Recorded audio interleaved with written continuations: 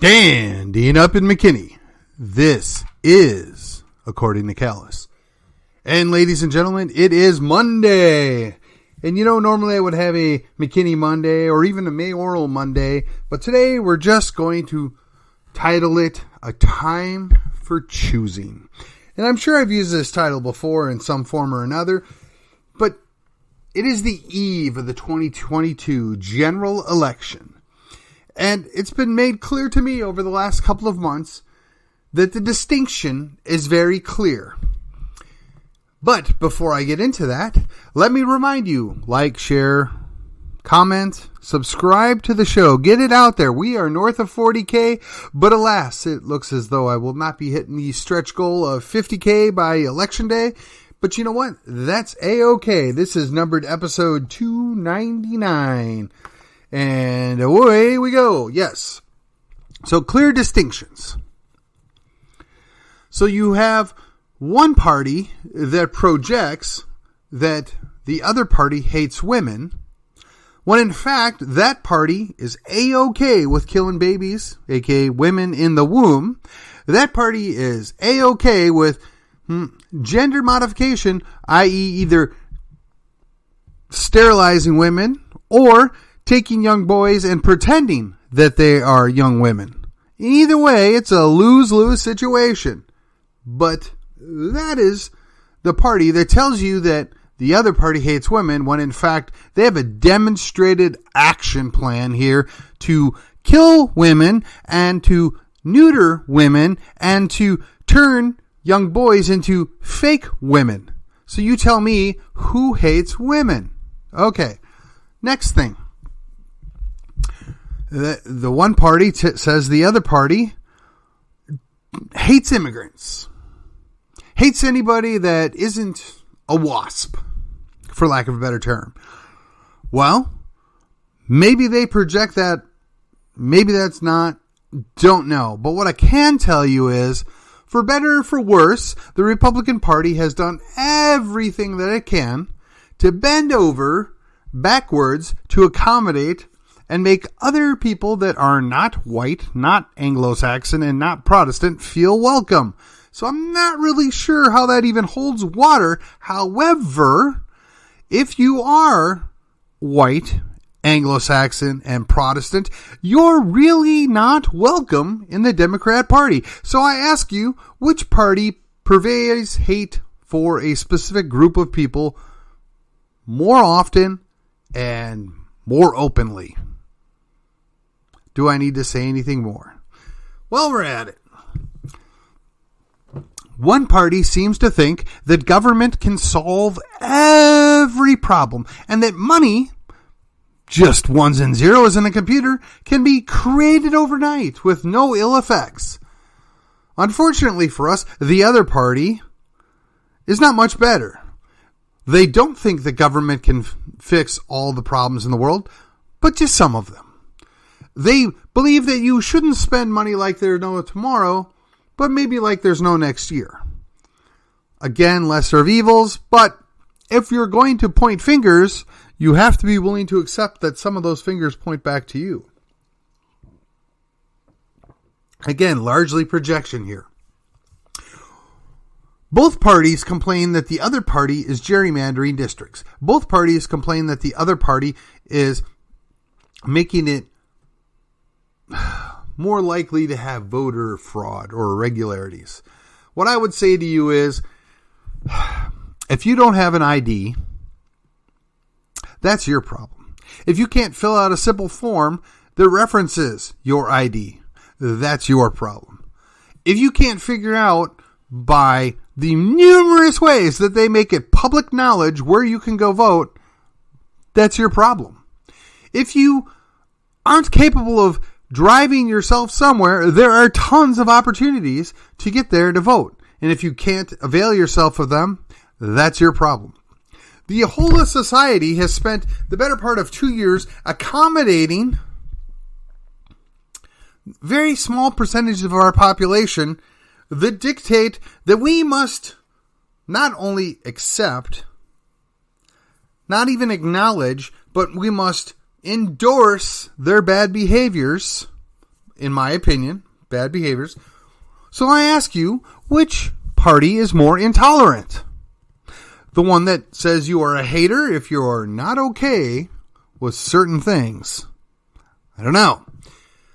Speaking of not caring for the poor, now, it is a well-known, established, statistical fact that right of center, or Christians in general, tend to give more money to charity on the whole and look out for those that are downtrodden or lesser or whatever you want to call it. Meanwhile, the other side is really, really good about wanting to use government to do that same thing. When that's not government's job. Government doesn't have the authority. Yet, they seem they can fix everything, like I've said before. So I ask you, when you go into the polls, though you may be completely disappointed with both parties, I would imagine at this point you could see there is a distinct difference between the two parties. All right. Number 2, hoped for solutions.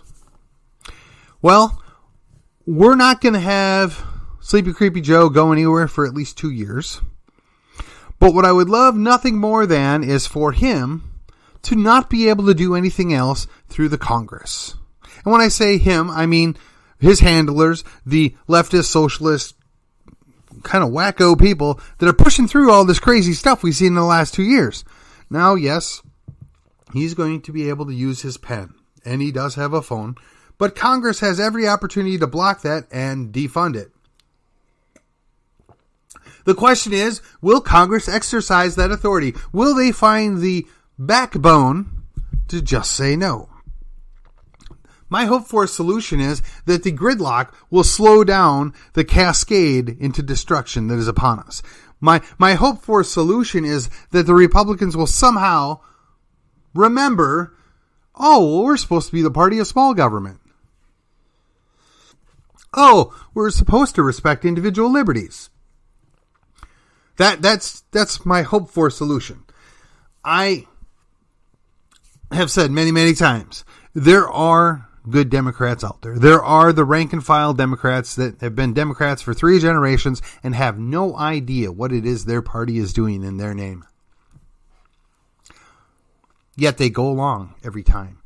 And if just we could get a few more grassroots activists to articulate to these misguided souls that the Democrat Party of yesteryear, of your grandma and grandpa's party, no longer exists. We have a bunch of raving socialist lunatics that are dictating the policies of the Democrat Party. While we're talking about it, be clear, I'm not giving a free pass to the other party, the Republicans. I'm not saying they're all sunshine and lollipops. What I am saying is they're, at this time, less bad. And right now I have an opportunity of running off the edge of the cliff at 100 miles an hour with the brakes being cut off, or going through the same cliff at only 55 miles an hour, and while the brakes kind of sort of work. Neither scenario is exciting or beneficial, but one is clearly less bad than the other. One at least slows things down, perhaps, that where you could find another solution. So the hope for a solution is we slow the madness. We dial things back a little bit. We, actually let kids be kids and not try and manipulate them into becoming a different sex. That we keep the perverts away from them. That, we protect the border. I don't know that we protect women in general. Just a couple thoughts there. And while we're at it, perhaps we can, not start a war with China. Stay out of the war in Ukraine, although that ship may have very well sailed since we now admit to having advisors on the ground. For those of you old enough to remember Vietnam, that should sound familiar. All right. Now that I've given you all the hope for positive solutions here, let's transition just a bit. Yes, the hard reality, the day after the election. So one will surmise that we will have a solid Republican majority in the state house and the state senate. And Lord knows we've had Republican power in the state of Texas for 20 years. And honestly, we're in a better place than what we were 20 years ago, but nowhere near where we should have been. So the hard reality is we're going to start having to hold those folks accountable right now. That includes if your state rep is already signed on to the guy that appoints Democrats to be committee chairs. Yes, I know. The election's tomorrow, and I said I wouldn't, be slapping on any of our guys until then. I'm not. I'm telling you that it's a foregone conclusion. This is going to happen. That Republican is going to be better than their Democrat alternative. But just because we're stuck with that Republican doesn't mean we can't try and convince that Republican that they should reconsider supporting the guy that's going to appoint their opponents into positions of power, which is going to make it exceedingly difficult to get the things done that the people that continue to vote for you want. That might just put us in a position where you are the weakest link and you have to be dealt with next election cycle. The hard reality is that while we may very well control the U.S. Senate and maintain or take control of the U.S. House of Representatives, very little that happens there is actually going to be beneficial to we the people. The best we can hope for is they slow down some of the crazy. That maybe, they actually investigate some of the things that have been going on for the last 2 years that have left some of us scratching our head, wondering where our freedom and our liberty went. And what happened to, the Bill of Rights. But that's just me. That's wishful thinking. And we've seen this all before. They'll put on a nice show, but at the end of the day, no heads will roll. Metaphorically speaking, of course. Going back to Texas, what does that mean for us? Well, that means that the U.S. government is going to continue to not do the job it's supposed to do, i.e. protect the border and keep bad people out of the country and, have a balanced foreign policy and encourage energy independence. We can look forward to maybe some of the bad stuff in that realm slowing down. But when it comes down to it, it's going to be up to Texas. It's going to be up to whether or not our governor, Lieutenant Dan, will find the cojones to step up and say, you've done enough. No, thank you. Or you're not doing your job. We're going to do it. Or better yet, if you continue to not do your job and then do the crazy stuff that we don't want you to do, we might just tell you to go pound sand. Now, that's wishful thinking again, but the hard reality is that's what we're going to need to demand. We're going to need to push these guys, every single one of them. The onus is on us. If you care about Texas, if you care about the future, we have to push back. We have imported a large quantity of people from Texas, myself included, but I've been here 25 years and I've become a Texan, whereas the other folks, by and large, that are coming here have no interest in being Texan. They want to bring their California, New Jersey, Illinois, New York, Maryland here. The crazy out of Seattle and Portland follows them. That's all well and good when it was a joke about keeping Austin weird, but when it's polluted, Houston, San Antonio, and Dallas, that's a problem. That's something we need to deal with. And I would like nothing more than for those people to feel uncomfortable enough that they go back from whence they came. But that's going to require that we hold our people accountable. That's going to require that we actually get a real constitutional carry. That's going to require that we actually force people, when I say force, require them to do the right thing. We don't kill babies in Texas.